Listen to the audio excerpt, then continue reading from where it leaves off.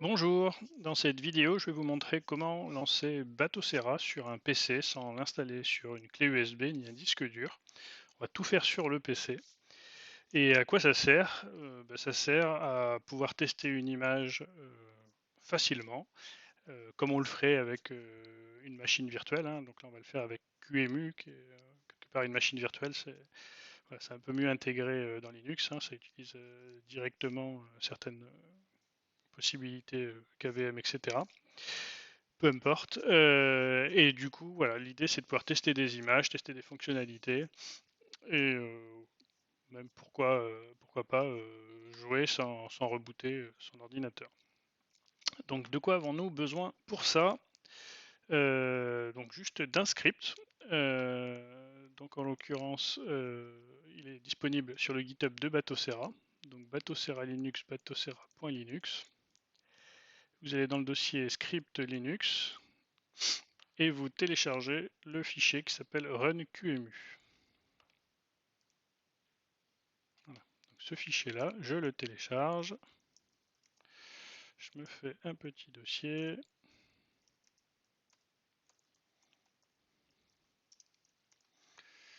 Tac, donc j'ai mon petit fichier chez moi. Et runqmu, qu'est-ce qu'il a besoin? Pour se lancer, il a besoin juste d'une image de Batocera. Donc j'en ai une sur mon PC. Alors au lieu de copier l'image, on va faire un petit lien.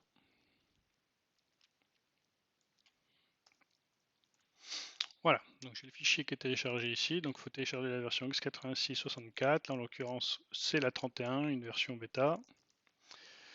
Et comment je lance? Je lance runqmu, donc j'ai fait un chmod plus x pour avoir le droit de l'exécuter, suivi de mon image. Alors en prérequis, il me faut le logiciel QEMU que j'ai installé sur mon Ubuntu, hein. On va plutôt faire comme ça.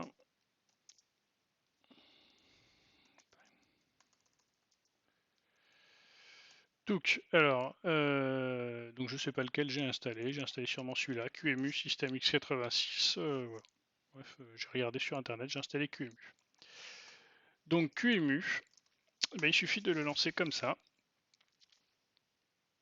On peut enlever la petite barre, menu bar. Voilà, et c'est pas plus compliqué que ça.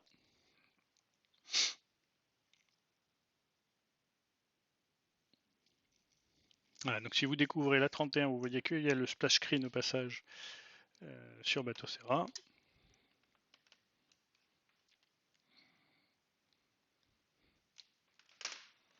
Voilà, et là donc je peux faire fonctionner Batocera. Donc si on va dans les menus, notamment le menu information, on va voir que le type de processeur, c'est processeur QEMU, hein, derrière, c'est pas une vraie machine, c'est un QEMU. Voilà. Alors, on va essayer d'aller un petit peu plus loin, puisque si on fait juste ça, il va nous manquer deux choses pour que ça marche exactement comme on le souhaite. Tout d'abord, les manettes. Les manettes par défaut, on lance QEMU avec un utilisateur normal, il n'a pas le droit d'accéder aux manettes. Donc pour ça, si on se run QEMU sans paramètres, on a une petite doc qui nous donne les commandes, et en l'occurrence ici on va trouver comment rajouter des manettes. Alors vous allez voir, c'est à la fois simple et compliqué, ça dépend si on a l'habitude. D'abord vous lancez sous Linux la commande evtest qui vous affiche les manettes branchées. Donc je vais en brancher une deuxième, touk, à la place de la souris.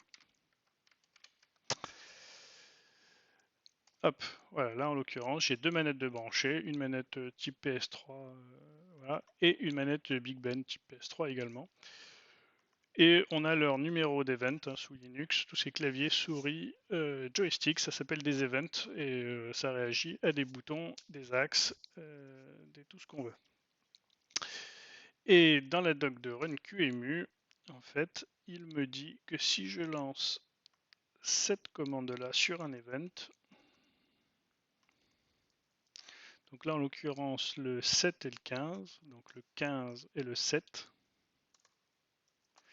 ça va me donner leur ID modèle. Donc j'ai deux ID modèles. Et qu'est-ce que j'en fais de ces ID modèles? Il faut que j'aille alimenter ce fichier-là.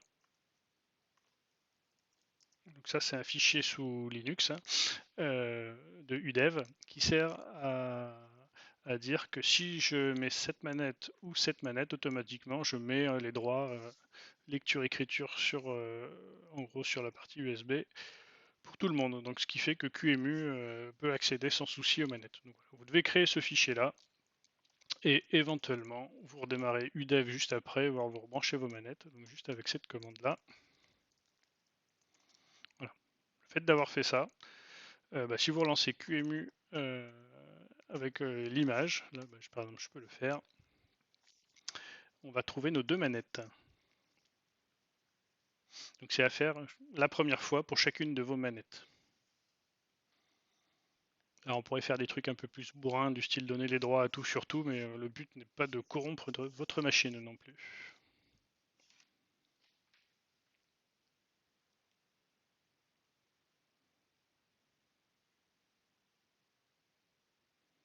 Voilà, donc j'ai mes deux manettes.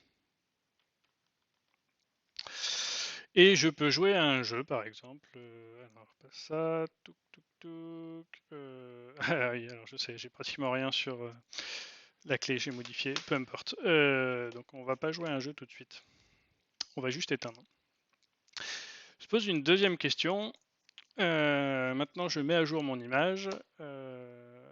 Le problème, c'est que je prends une nouvelle image. Les jeux étant sauvegardés là, en l'occurrence dans l'image, je vais perdre mes jeux. Donc l'idée, ça va être de se créer une petite clé USB virtuelle qui fait que quand on change de version de Batocera, virtuellement, on va pouvoir brancher notre nouvelle clé USB. Donc pour fabriquer une clé USB, c'est pareil, vous lancez Run QEMU sans paramètres et ça vous dit comment faire. C'est pas dur, c'est la commande DD sous Linux qui fait tout. Ça sert à beaucoup de choses. Hein. Quand vous allez dans les menus d'installation de Batocera, tout ça, c'est cette commande qui agit, qui sert juste à copier des fichiers. Là, en l'occurrence, on copie un fichier virtuel qui contient que des zéros sur un fichier qu'on va appeler share IMG, on peut appeler comme on veut, peu importe. Et on va créer un fichier donc qui fait 5 Go, rempli de zéros.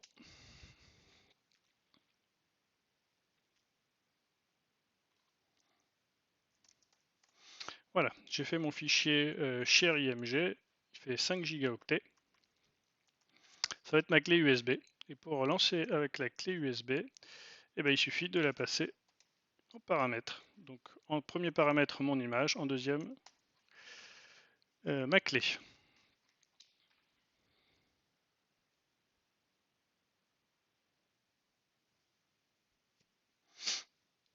Voilà, donc on redémarre. On va redémarrer plusieurs fois, le temps de faire toutes les actions. Pour bien vous montrer chaque action, pour bien vous montrer le splash, magnifique splash.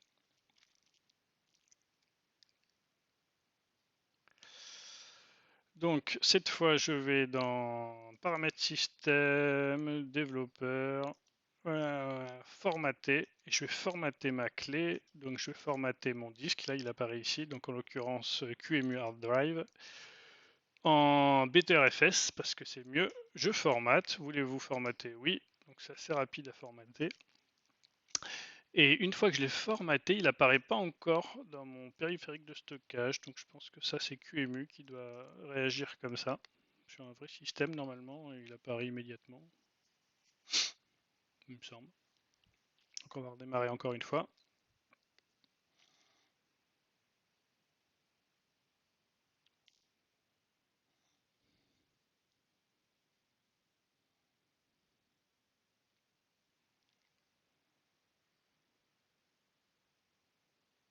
Quelques erreurs derrière, hein, c'est parce qu'on n'a pas les accès à tous les périphériques. En l'occurrence, j'ai donné accès que à mes deux joysticks. C'est pas très grave. Donc cette fois, paramètres système, et je vais lui dire d'utiliser ma clé. Donc ma clé, elle est où? Périphérique de stockage. Et cette fois, je lui dis d'utiliser mon share de 5 gigaoctets. Voilà.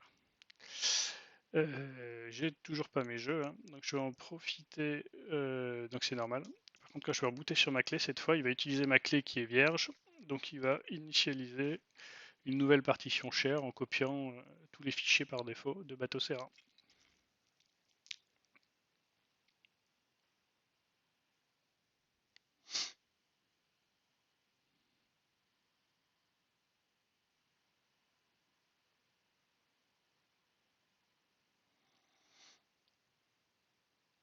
Voilà, cette fois j'arrive sur un bateau Serra tout frais, tout fraîchement installé, en anglais du coup. Touk touk touk. Et voilà, et si je vais dans les informations, donc je vois que je suis en BetterFS sur ma clé de 5 Go. Voilà, et 6 Go c'est mon image, l'image que j'ai téléchargée. Voilà. Et du coup, bah, de là, alors attendez, je vais juste jouer avec cette manette, je vais changer ma manette. Touk, parce que je préfère celle-ci. Hop, et là je peux jouer, on va pas jouer à ça, on va plutôt jouer à celui-là. Voilà, et là ça marche comme si j'étais sur, un bateau Serra que j'avais rebooté mon PC. Donc on va voir encore deux autres choses. Bon, la première c'est qu'on peut agrandir la fenêtre, très bien, il suffit de redimensionner. Très bien. L'autre chose, c'est comment on accède du coup. Ah oui, voilà. Pour accéder à. Pour ajouter des jeux, il y a deux façons. Donc, soit je lance Run QEMU et il m'explique la façon un peu compliquée en... en montant le fichier image, en fait. On peut monter le fichier image. Et l'autre façon, c'est tout simplement par le réseau. Hein. Tac, tac, tac. Parce que le réseau, du coup, va beaucoup plus vite. Hein. Ça passe pas par un vrai réseau physique. Ah oui, le problème c'est que je l'ai déjà fait, touk touk touk, avec une autre identité. Ah, hop, voilà. Donc si je me connecte au réseau, donc du coup c'est sur la machine localhost, sur le port 4x5. Voilà, et là je suis sur ma machine QEMU, donc après je peux rajouter des jeux, les supprimer, faire ce que je veux. Voilà, donc c'était tout pour ce tuto, alors, en espérant que ça vous serve. Et voilà, et donc si vous avez bien compris, voilà, la fois d'après, il n'y a plus rien à faire pour lancer QEMU, si ce n'est éventuellement changer l'image. Si vous téléchargez une nouvelle image, vous remplacez juste l'image, vous gardez le share. Voilà. Allez, bonne journée, à plus.